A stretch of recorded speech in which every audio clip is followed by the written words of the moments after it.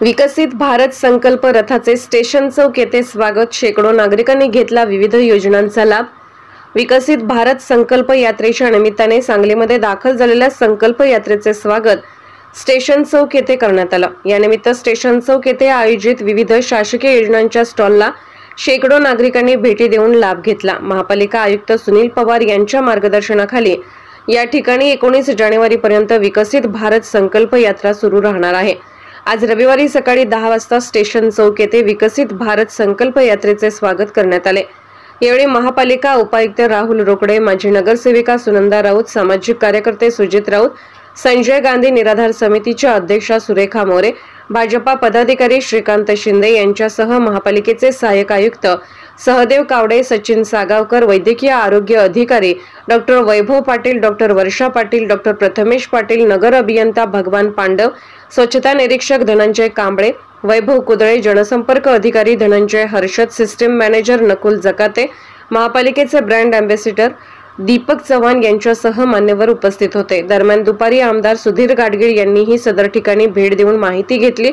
यावेळी सहाय्यक आयुक्त सहदेव कावडे, सचिन सागावकर, नगर सचिव चंद्रकांत आडके, कामगार अधिकारी विनायक शिंदे, भाजपचे श्रीकांत शिंदे, अरविंद कारवेकर, रोहिणी मंगल, रेखाताई इंगळे, श्रीकांत शिंदे, गणपती साळुंखे आदी उपस्थित होते।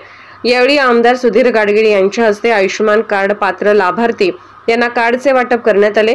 दरम्यान उद्या सोमवारी शास्त्री चौक मिरज आणि दुपारी 3 वाजता रेल्वे स्टेशन मिरज येथे विकसित भारत संकल्प यात्रा येणार असून यानिमित्त विविध शासकीय योजनांची माहिती देणारे स्टॉल लावण्यात येणार आहेत। नागरिकांनी याचा लाभ घ्यावा असे आवाहन करण्यात येत आहे। नमस्कार, माझं नाव जयसिंग हनुमंतराव पवार, सूर्यनगर सोनामा अडको कॉलनी, देवकळ हॉस्पिटलजवळ सांगली। माझं साधं कच्चं घर होतं पत्र्याचं आणि मी प्रधानमंत्री आवास योजनेसाठी अर्ज केला। मला सांगितलं एकाने महापालिकेत असं पैसे मिळतात म्हणून मी गेलो, अर्ज केला आणि मला प्रधानमंत्री आवास योजनेतून पक्कं घर बांधण्यासाठी, माझ्या घराचं स्वप्न पूर्ण करण्यासाठी मला त्यांनी 1,60,000 रुपये आत्तापर्यंत दिलेले आहेत। त्याच्यामध्ये मी आणि माझे सर्व कुटुंब पक्क्या घरामध्ये राहण्याचा आनंद लुटत आहे आणि समाधानी आहे। मी हबीब खुतबुद्दीन मुजावर, राहणार दक्षिण वसंतनगर सांगली।